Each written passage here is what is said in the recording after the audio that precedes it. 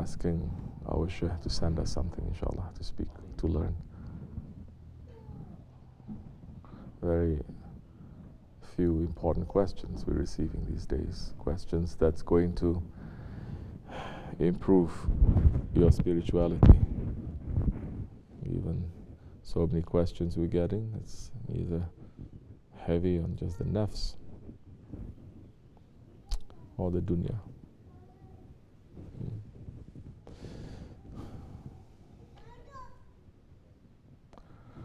So say your question. Yunus Emre is always talking about, in his poems, he's always talking about being involved and how he went through the cooking process to become complete. My question is that burning feeling he's always talking about, is that from his worldly problems, or is it from the regret, or the fire of regret from his spiritual mistakes or spiritual shortcomings? Bismillah ar-Rahman ar-Rahim. Close that door. Always, when you're about to start something, something must happen.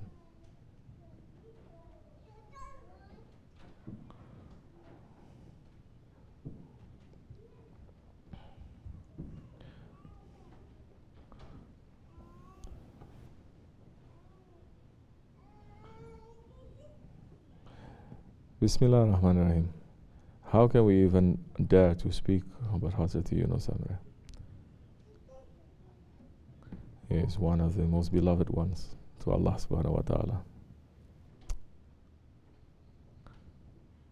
How can we speak about him or for him? He is such a holy one that he himself, he did not know his own holiness.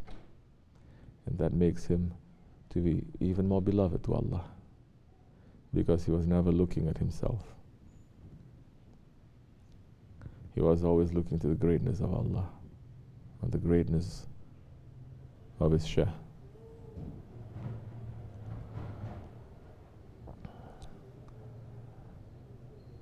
So, you're saying Yunus Emre's poetry, Yunus Emre, he wrote poems, but he was not a poet.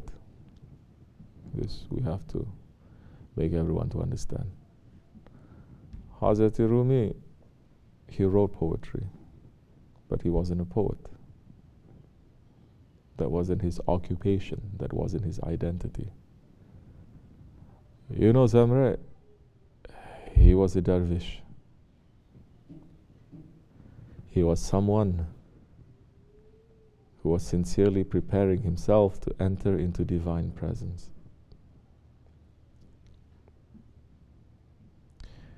He came from a very long line of alims, muftis and scholars in Islam, and he left everything to be with his Shaykh, to serve his Shaykh.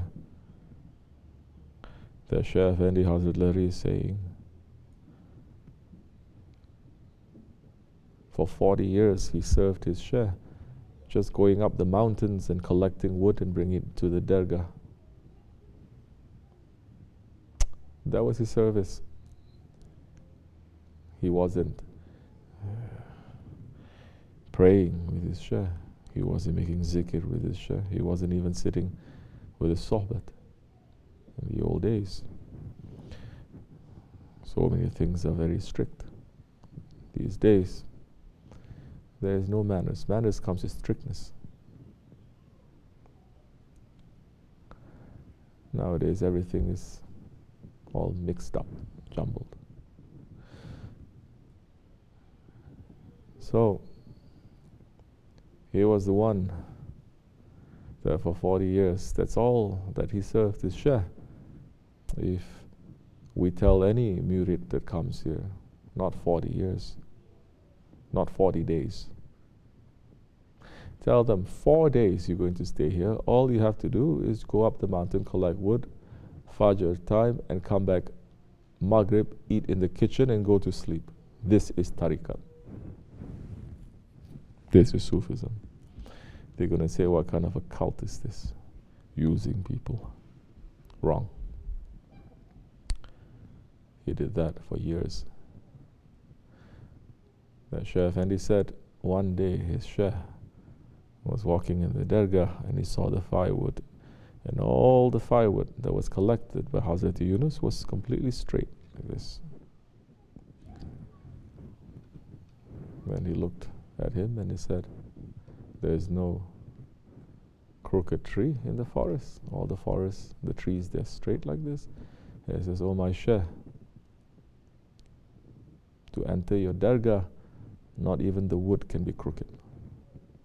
Meaning, what about man?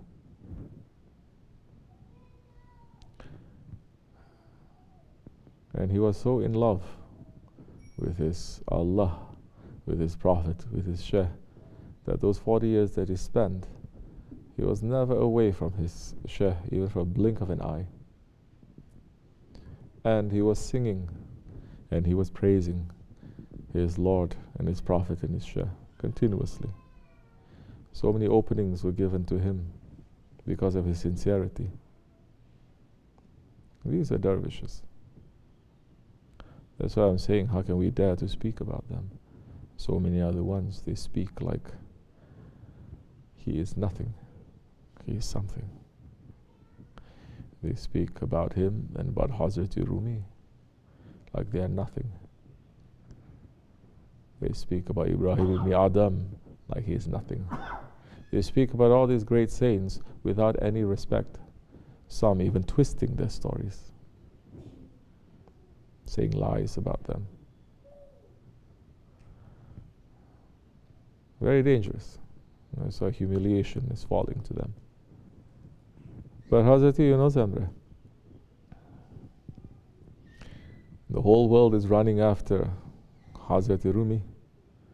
These days, whole world is getting very upset because Hollywood is going to make a movie about Rumi, and they want that, I don't know his name, that actor to be Rumi, and they say, oh, he's white.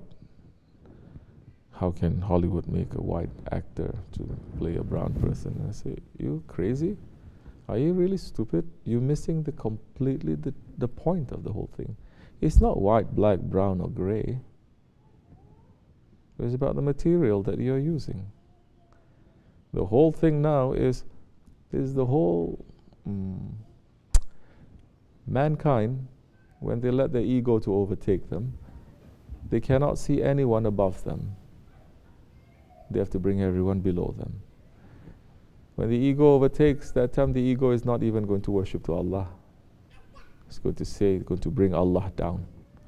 So of course, what is the angle that they're going to take with this? Hazrat Rumi making a movie about him. We want to show the human side of him. The human side of him. What do you understand from human? Animal. Because you can only find that characteristic in yourself, so you think everyone else has that same characteristic and nothing more. It is also human to be a prophet. It is also human to be a friend of Allah. It is also human to be above the angels. It was also a human who was admitted into divine presence. Our Holy Prophet ﷺ, he was a human. Yes, but what kind of human? What kind of human Hollywood is producing? The kind of human that everyone is just going to be busy with things below their belly button. Kind of human. That's all. So it's not a question of race. It's a question of subject matter and how they're going to approach it. But the whole world is running after Hazrat Rumi. But Hazrat Rumi is saying, every station that I reach, I see the footprints of Yunus Emre. Every station that I reach, I see the footprints of Yunus. Yunus Emre was there long time. And his way beyond even where I will ever be.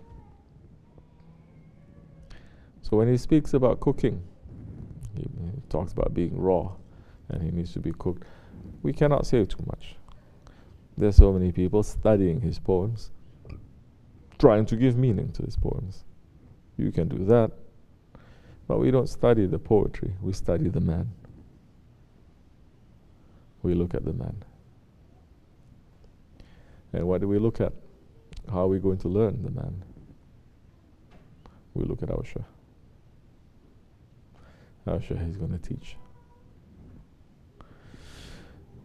When he speaks about being raw and having to be cooked, he is not like us. He is not like us that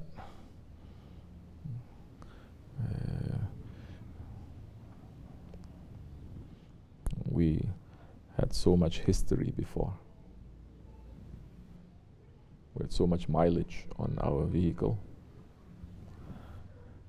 He is not like us that he has so much ego that is inside, present, or the regret of the things that he did in the past. It's completely different when he speaks. Because in reality, all of that is just to reach to the shore. You cannot even swim into the ocean. To be able to reach to the shore, you have to get rid of all these things. But you haven't even touched the ocean yet. Once you touch the ocean, when he talks about being cooked, to be more complete, that is how you prepare yourself for divine presence. You don't prepare yourself for divine presence just by being a good person. Saying astaghfirullah, saying shukr and be a good person. That's not how you enter to divine presence.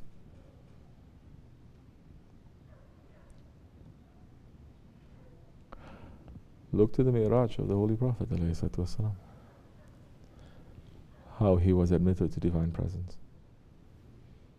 Look at what happened. Study his life, which is what the Hutbah is speaking about. To study the Sirah. Sirah is a history, the life of the Prophet, which no one is studying these days. So they make stuff up.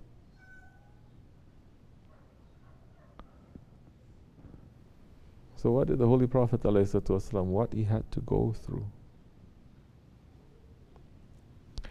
To the point that in today's understanding, we may say, astaghfirullah, we're saying astaghfirullah, but we may say that it was a very dark moment.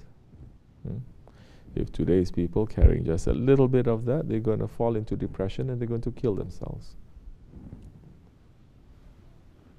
How Allah subhanahu wa ta'ala is also testing his Prophet. How he tested the Prophet to be able to make him to be on that journey. How he's testing the Prophet when he was on that journey. So this is way beyond our capability or understanding. Because to be cooked, now, you see, how can I say? You have to go down so hard into the earth to find, for example, a diamond. Let's say for the sake of argument. Don't say, oh, diamond is pushing it up and around. Let's just say for the sake of argument, you have to mine it, correct? Our spirit is like that. It's filled up with so much nafs and dunya. You have to dig and dig and dig and dig and to find that. Is that the end of the story? It's hardly the beginning of the story, isn't it?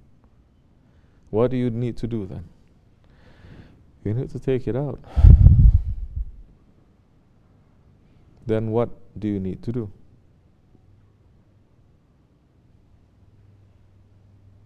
You need to give it into the hands of someone who can clean it and who can cut it properly. You give it to the wrong hands, he may crack it. It will lose its value completely.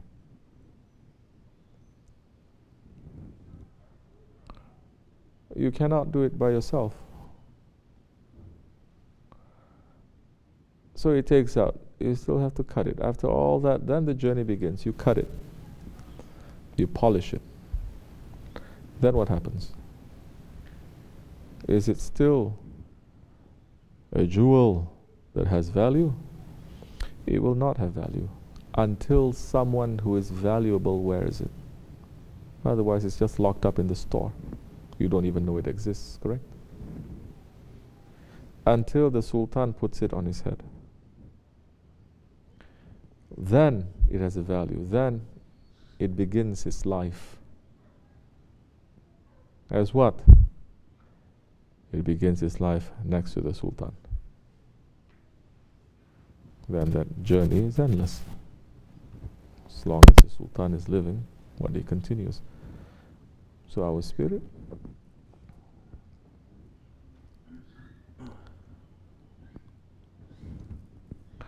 we are still digging. We are still digging.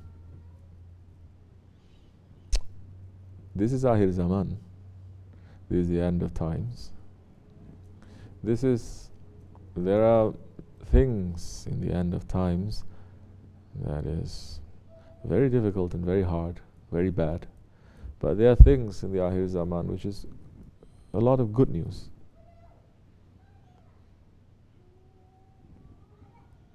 For those who try, those who make some effort, there's a lot of good news. For those who don't make the effort, there's a lot of bad news. In the beginning, if you do one, you get one. Time of the Prophet ﷺ. But at the end, you do one, you may get 100, you may get 1,000. The Prophet ﷺ is saying, if you revive, if you carry one sunnah, one of my traditions, in the Akhir Zaman, you will get the reward of 100 martyrs. The martyr has to give up everything in his own life to get the reward of a martyr. But all we have to do is to carry one sunnah.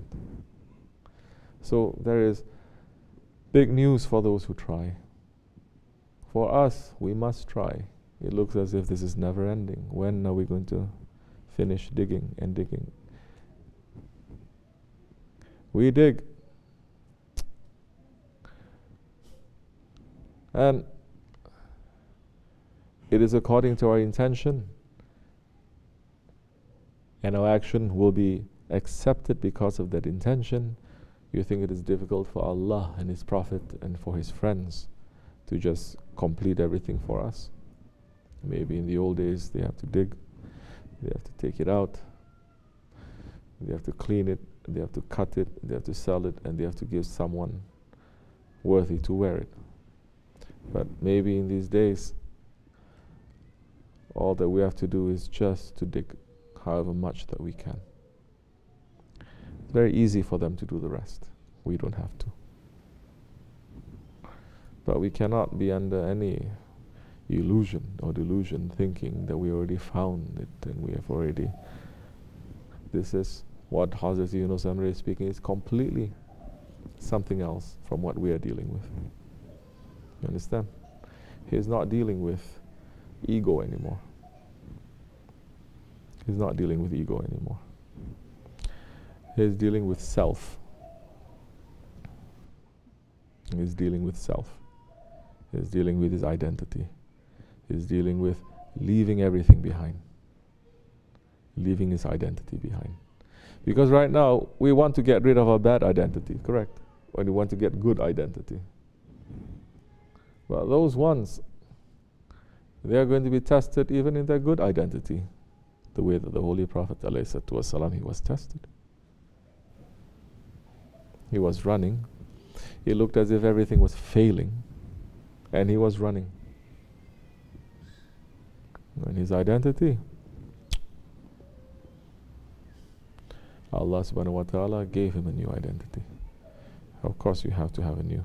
Everywhere you go you have to get a new identity. You move from outside, you go to Washington, you enter into the White House, you have to have an identity card. You have to have special kind of cards to enter deeper and deeper into that White House. You have to have clearance. You go deeper and deeper into the ocean, same thing. You cannot have this body. You have to wear something else. You have to you go higher and higher and higher into the atmosphere, same thing. So now we're talking about that. Do you understand? Now we're talking about the transformation. Now we're talking about how we have to leave, and it is very painful. Of course it is. It's not that easy. So many people easily can say nothing. Nothing is easy. That one who has experienced nothing, he won't understand how painful it is. And he's going to speak about it, not even talking about it too much. Just be busy with other things. Astaghfirullah lazim wa atubu ilayh. We don't know too much. We don't know anything. But those ones, they do. And inshallah, what we can hope for is their prayers and their du'as, that they can help us complete this journey. You understand?